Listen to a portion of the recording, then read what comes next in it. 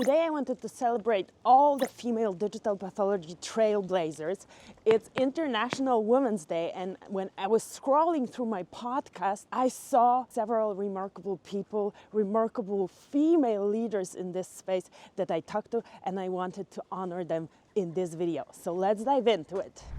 Really felt that we wanted to do something which is beyond just providing R&D services, but really bring which has value, and field of medical applications always fascinated us, and we looked for a good opportunity. And I think that pathology is still and was also a great opportunity because digitization and is happening right now in the last few years, but also actively happening now, and this is the enabler. So on one hand, you can do things because if you have other fields in medical applications where the information is not digital yet, you have a big problem.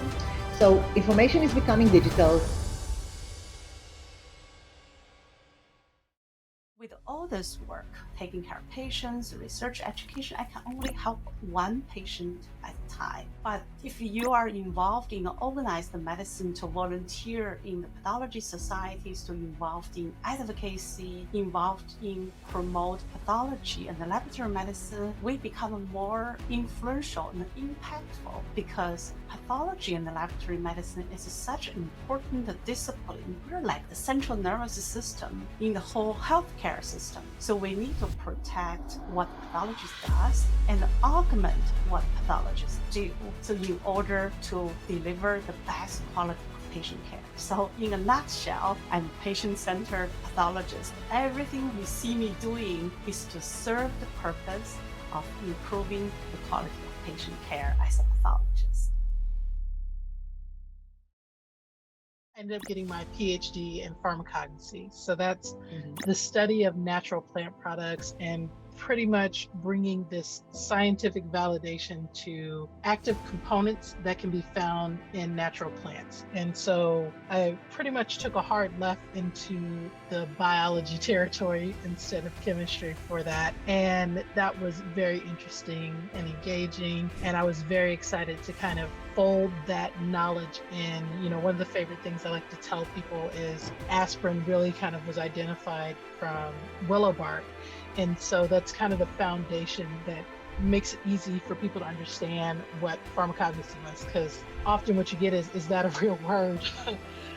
So I spent 5 years doing that, and I was focusing on how that could help.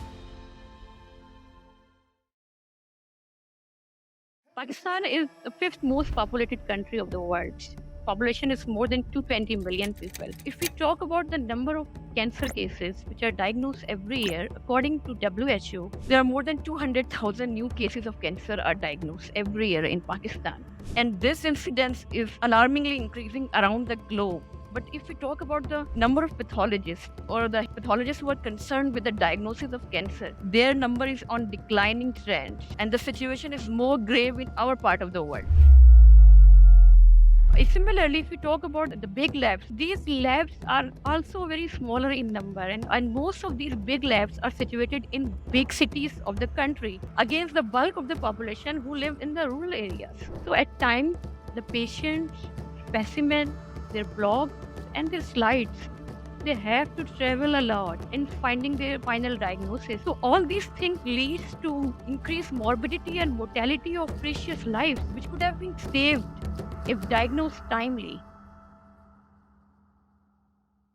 I'm Heather Couture. My background is in computer science, so I'm definitely not from the medical and pathology side, but I have grown to enjoy the medical aspect of it. My background is in computer vision, machine learning, deep learning once it came on the scene, so I've been working in those areas for almost 20 years now. I have an undergrad, master's, and a PhD in that area, and my PhD is where I came up across the pathology space. So I was trying to use computer vision and machine learning to do interesting things, and I discovered H&E whole slide images, and initially skin cancer and then breast cancer, and trying to predict different properties of them from those images. So that's what got me into the pathology space. Since I finished my PhD, I've been a full-time solo consultant. So I work with startups to help them understand the latest research and best practices in order to get their products to market faster.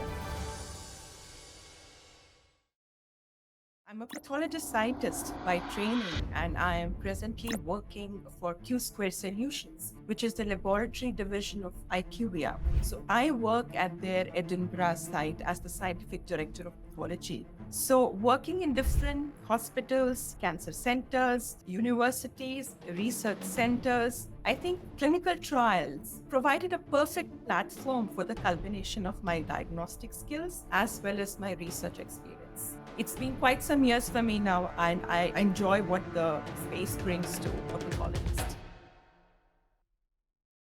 And this is through an international and inclusive community of experts. So don't forget that from the beginning, this is a community-based model. So as you have seen us, it's multidisciplinary. We are not coming from the same field, even though Jeroen has coexist 30 years with pathologists. So it's really based on community and sharing.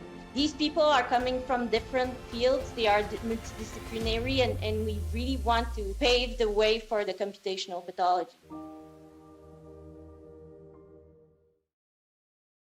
This is cutting edge technology. That comes with cost, but there's a gap. And I didn't come up with this idea, so just off the bat. Static telecytology is something that's been established both in human medicine and in veterinary medicine. There have been articles written about it. What it is basically, in its simplest form, the veterinarian or veterinary technician, the person in the clinic, is looking at the slide on their microscope in their clinic, and then they're taking photos with their smartphone or their microscope camera, but a lot of times it's with a smartphone. These smartphones are so powerful, and their camera abilities are great.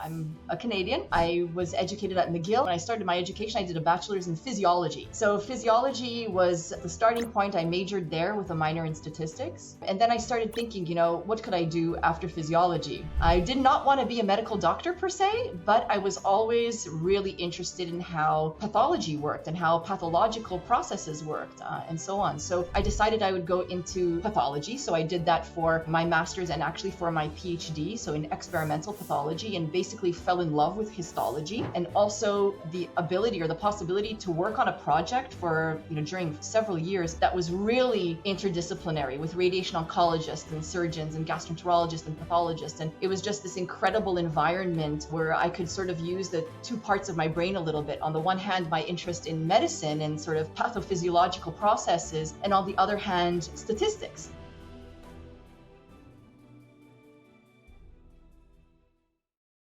So what I'm all about and what I would like to share here, and that's what I find more important, is equal rights. And most for all, that we all respect each other for who we are and what we do. Doesn't matter what position you're in. If you're a leader, if you're no leader, if you are working in digital pathology, if you're an engineer, if you're a regulator, it doesn't matter. If you're the janitor of the building, you're as important to help the entire team to function. So I believe we all do this. We have the same purpose. It might be in a different area of expertise, but by sharing knowledge and doing as such, we function as a team. So with that, we build a foundation where we help to grow, where we build trust, and with that, you get the best out of each one of us. And only then we can be successful. Only then we can serve the patient. I loved listening to all of them and seeing them in this compilation. I hope you loved it too. But when I did this scroll through my podcast feed, I also noticed that, there is a lot more male digital pathology trailblazers. When you look at the interviews I had with my guests, most of them are male. And at the beginning I thought, hey, let's make a call to action to all the women who are doing digital pathology. Let's have them be more active. But then I actually realized, hey, I'm the podcast host. I need to be more active in encouraging women in this space to come to my show and show their expertise, because they have an amazing expertise. So that is my action item for this year, to celebrate women in digital pathology in 2024 and find some more remarkable female guests. So I talk to you in the next episode.